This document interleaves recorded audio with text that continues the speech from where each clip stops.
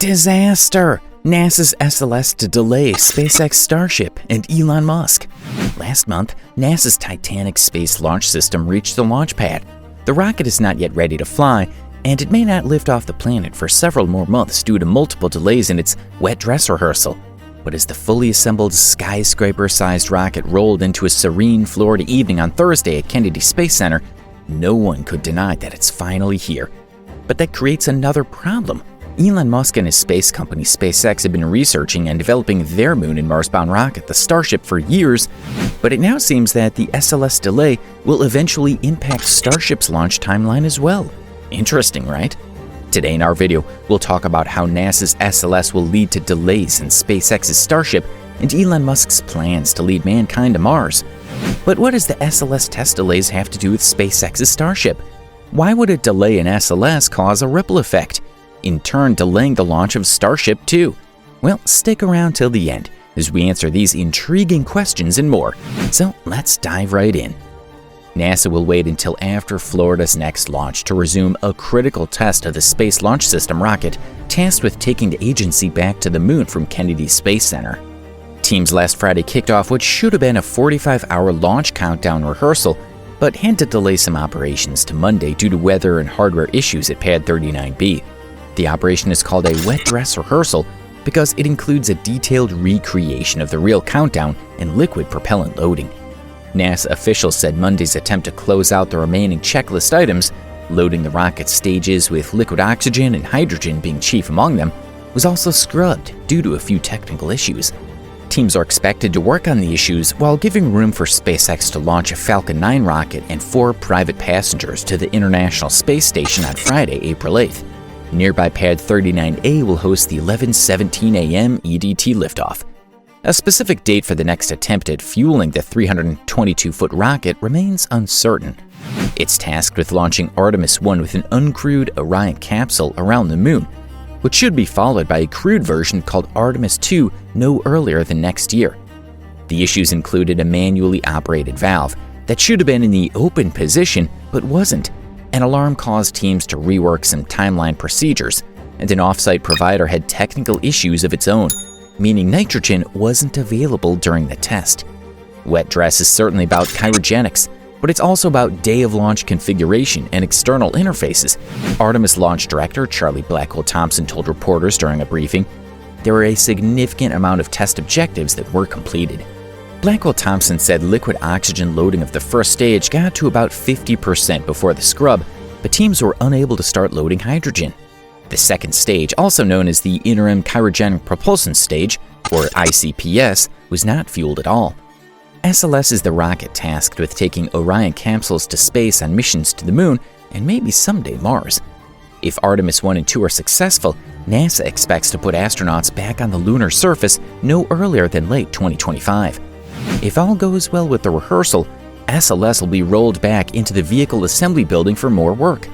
The rollout for launch is currently scheduled for no earlier than June, but entirely depends on the rehearsal's outcome. SLS isn't the only rocket to see delays during its early testing cycles. In 1967, for example, the Apollo program's first operational Saturn V rocket took 17 days to complete its rehearsal, almost 3 times longer than the original targeted 6-day test. Compared to other high-profile rockets like SpaceX's Starship being built in Texas, SLS is following a different philosophy. The NASA-branded rocket must work on the first try, and every subsequent attempt, but SpaceX follows more of a fly, test, fix strategy and doesn't mind losing vehicles early in the development process. But things aren't as simple as they seem on the surface. Enjoying learning about the SLS? We still haven't told you about Starship's delays and what link they carry with the SLS delays. But before we answer these pertinent questions, we'd like you to take a guess at what the answers would be. Think about it for a while. But while you think, do subscribe to our channel and click on the bell icon to receive instant notification about all our future videos. The Federal Aviation Administration has again delayed the completion of an environmental assessment for orbital launches of SpaceX's Starship vehicle from Texas, although it may have no effect on near-term launch plans. The FAA announced on March 25th that it had pushed back the expected completion of the final programmatic environmental assessment of Starship Super Heavy orbital launches from Boca Chica, Texas, by another month. The assessment, previously targeted for completion on March 28th, is now targeted for release on April 29th. This is the third delay in the completion of the assessment, which was originally scheduled for the release at the end of December 2021. The FAA delayed the release first to February 28th, then to March 28th, citing ongoing work to complete the assessment and coordinate with other government agencies. The FAA is currently reviewing the final PEA and completing consultation and coordination with agencies at the local, state, and federal levels, the FAA said in a statement about the latest delay. According to a federal government permitting timetable, the major elements awaiting completion for the environmental assessment are an Endangered Species Act consultation with the Fish and Wildlife Service and consultations with agencies on an element of the National Historic Preservation Act called a Section 106 review. While the environmental delays are frustrating for advocates of the company, it's not clear that they're actually delaying launch activities by SpaceX. The environmental review is required for SpaceX to receive an FAA launch license for Starship orbital flights.